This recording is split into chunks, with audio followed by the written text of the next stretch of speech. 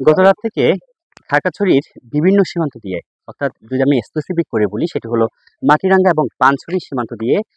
বাংলাদেশের ভেতরে ভারতীয় সীমান্তরক্ষী বাহিনী বিএসএফ, সেই বিএসএফ এর বিরুদ্ধে অবৈধভাবে এবং জোরপূর্বক অনুপ্রবেশের যেটি পুশিন নামে আমরা জানি, সেই পুশিনের তথ্য আমরা পাচ্ছি। এবং এই তথ্য জানার পর আমরা দুপুরের দিকে মাটিরাঙ্গার এই যে গোমতী ইউনিয়ন, সেই গোমতী ইউনিয়নের শান্তিপুর গ্রামে আসে এবং গ্রামে আসার পর আমার পেছনে যে বাড়িটি দেখতে পাচ্ছেন সেই বাড়িতে কিন্তু আমরা এসে খবর পেয়েছি সেখানে ২৭ জন ভারতীয় নাগরিক তারা কিন্তু এখানে আশ্রিত রয়েছেন এবং তাদেরকে কিন্তু বিজিবির অর্থাৎ যে পলাশপুর জোনের আওতাধীন যে ভিউপি রয়েছে সেই ভিউপির একদল বিজিবি সদস্যরা তাদেরকে কিন্তু নিরাপত্তা হেফাজতে নিয়ে তাদেরকে কিন্তু এখানে রেখেছেন। এবং আমরা স্থানীয়দের সাথে কথা বলে জানতে পেরেছি আজ ভোর ৫:৩০টার পর তারা এই গ্রাম থেকে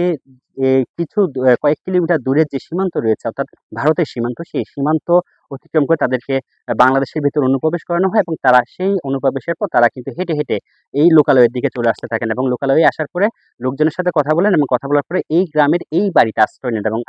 আশ্রয় নেওয়ার পর গ্রামবাসী বিজেপিকে খবর দেওয়ার পর তারা কিন্তু তাদেরকে নিরাপত্তা হেফাজতে নিয়ে তাদেরকে জিজ্ঞাসাবাদ করছেন। এবং প্রাথমিকভাবে আমরা যেই তথ্যটি এখনো জানতে পেরেছি এলাকাবাসীর সাথে কথা বলে, সেটি হলো যারা এসেছেন তারা ভারতের গুজরাটের নাগরিক বলে তারা জানতে পেরেছেন এবং তারা কিন্তু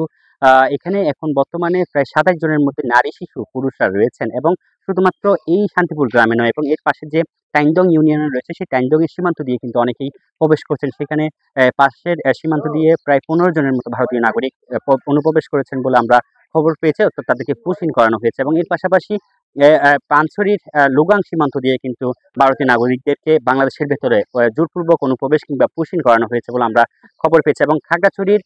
ভারপ্রাপ্ত যিনি জেলা প্রশাসক রয়েছেন, সেই ভারপ্রাপ্ত জেলা প্রশাসকের সাথে আমরা কথা বলেছি। তিনি আমাদেরকে জানিয়েছেন যে ৬৬ জন নাগরিক এখন পর্যন্ত প্রশাসনের যে হিসাব, সেই হিসাব মতে ৬৬ জন নাগরিক বাংলাদেশের ভেতরে, অর্থাৎ খাগড়াছড়ি জেলার অভ্যন্তরে ৬৬ নাগরিককে অনুপ্রবেশ করানো হয়েছে,